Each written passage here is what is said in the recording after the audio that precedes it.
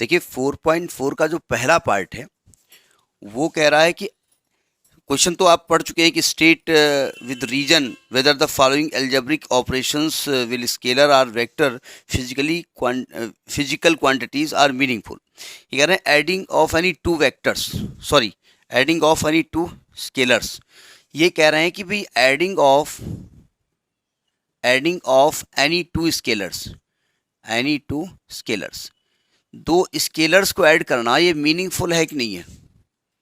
मतलब ऐड करने से, मान लिया आपने दो स्केलर्स ऐड कर दिए तो उसके ऐड करने से जो मिलेगा कुछ ऐसी चीज़ मिलेगी जो फिजिकल क्वांटिटी होगी, मिलेगी कि नहीं मिलेगी।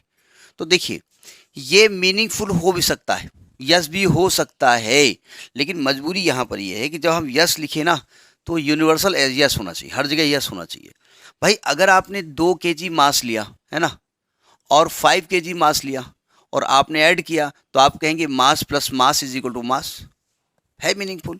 लेकिन हमेशा क्या मीनिंगफुल रहेगा, अगर मैं कहूँ कि mass of a body is 2 kg and volume of a body is substance is 2 litre, तो they both are scalar quantities. ये भी स्केलर क्वांटिटी है और इसके भी स्केलर क्वांटिटी है, तो क्या आपको ये कोई रिजल्ट देगा। अब आप कहेंगे केजी ली, केजी लीटर, तो ये कोई यूनिट थोड़ी होती है, यानी ये मीनिंगफुल नहीं है। मतलब दो फिजिकल क्वांटिटीज, स्केलर क्वांटिटीज, अगर दो अलग अलग क्वांटिटीज हैं वो भले ही स्केलर क्वांटिटी हो लेकिन उन्हें ऐड नहीं किया जा सकता, ठीक है, इसलिए उसका कोई मीनिंग नहीं होगा। दूसरा कह रहा है adding a scalar to a vector in the same dimension, adding scalar and vector of the same dimension, of the same dimension। क्या कह रहे हैं ये, आपसे कह रहे हैं कि जो स्केलर क्वांटिटी है और जो वेक्टर क्वांटिटी है उसकी डायमेंशन सेम है। डायमेंशन मतलब वो वाली डायमेंशन, साइड्स नहीं, साइड्स को भी डायमेंशन कहते हैं ना। The room has the dimension 2 metre by, वो वाली डायमेंशन नहीं, ये डायमेंशन एनालिसिस वाला डायमेंशन है। दो क्वांटिटी है, एक स्केलर क्वांटिटी और वेक्टर क्वांटिटी है, दोनों के डायमेंशन सेम है, उन्हें ऐड किया जा सकता है। मतलब मीनिंगफुल का मतलब यहाँ पर ये भी है कि क्या ऐड कर सकते हो, क्या ऐड कर सकते हैं आप। मतलब है body is going with the speed of 2 metre per second, its velocity is 4 metre per second, तो can you add velocity and speed, नहीं। स्केलर क्वांटिटी में वेक्टर क्वांटिटी ऐड नहीं की जा सकती, क्यों, दोनों एक दूसरे की विरोधी होती हैं। स्केलर क्वांटिटी को ऐड करने का तरीका अर्थमेटिक होता है और वेक्टर क्वांटिटी को ऐड करने का तरीका जैसे वेक्टोरियल होता है। अगर 3 और 4 दो क्वांटिटी हैं स्केलर, दोनों को ऐड करोगे 7 आएगा, वेक्टर को ऐड करोगे तो बहुत कुछ आ सकता है, ये हमेशा 7 आएगा चाहे ऐसे ऐड करो। और इसको अगर आपने लीनियर जोड़ा तो 7 आएगा, अपोजिट जोड़ दिया तो 1 आएगा, परपेंडिकुलर जोड़ दिया तो 5 आएगा। तो इसलिए वेक्टर और स्केलर को ऐड नहीं किया जाता है। तो रीजन लिखिए no, a scalar can not be added to a vector, a scalar cannot be added to a vector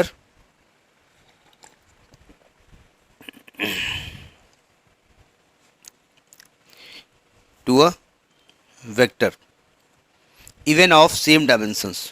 same dimension इसलिए कह रहे हैं ना कि भाई वो फिजिकल क्वांटिटी, ऐसा सुनिए ध्यान से, सेम डायमेंशन का मतलब ये नहीं होता फिजिकल क्वांटिटी सेम होगी।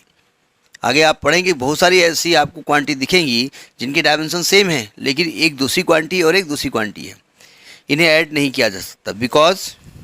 Because vector has the direction and इसकी vector quantities are having the direction but scalar quantities are not having the direction.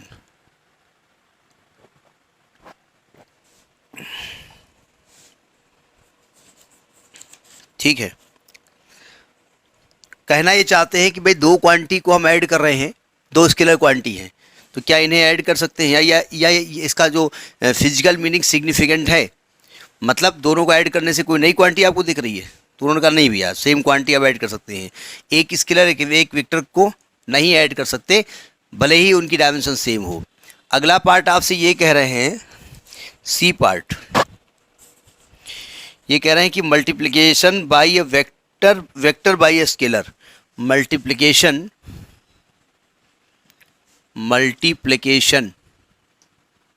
Of vector by scalar.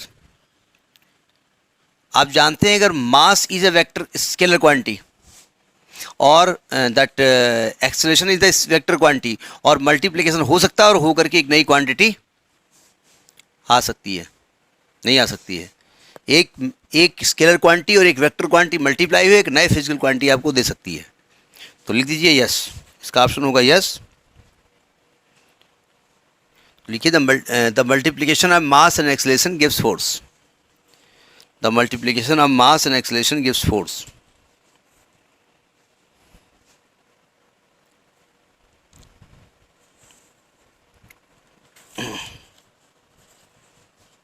Next कह रहे हैं कि multiplying any two scalars.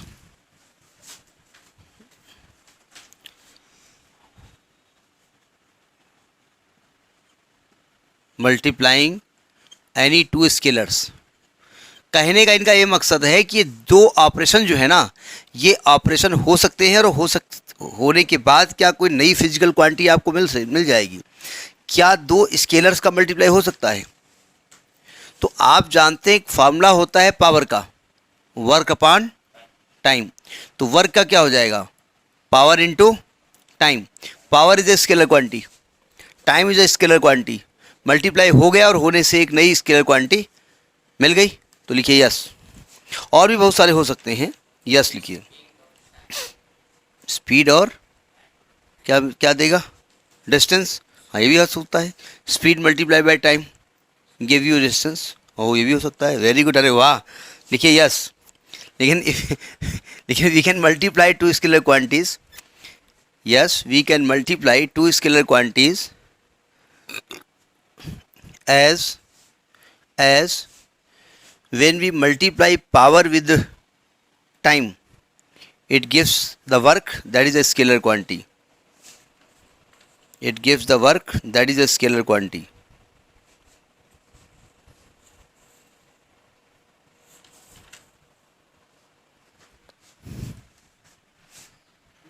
E. Next कह रहा है कि adding of two vectors. Adding of two vectors मतलब दो वेक्टर को ऐड किया जा सकता है। तो आप लिखेंगे नो। अब आप कहेंगे ऐड तो कर सकते हैं, जो हमेशा ऑलवेज पॉसिबल हो उसकी बात करिए। नो कैसे? कहते हैं दो वेक्टर्स को ऐड नहीं कर सकते, और ऐड केवल एक शर्त पे कर सकते हैं कि उनका नेचर सेम हो और वो ट्रायंगल लॉ को फॉलो कर रहे हो। तो लिखिए no.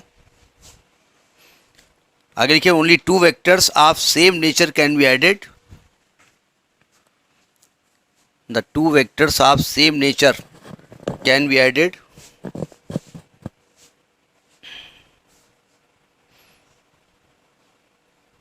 by using the law of vector addition. By using the law of vector addition.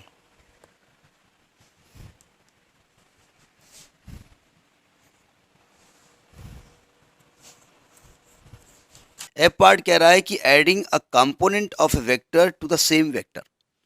किसी वेक्टर के कंपोनेंट को उसी वेक्टर में ऐड करना मीनिंगफुल है।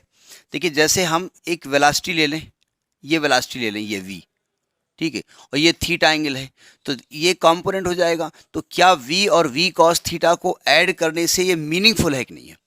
देखिए ऐड तो किया जा सकता है क्योंकि दोनों वेक्टर क्वांटिटी हैं। पहली बात तो दोनों सेम टाइप की क्वांटिटी है, दोनों के डायमेंशन भी सेम है।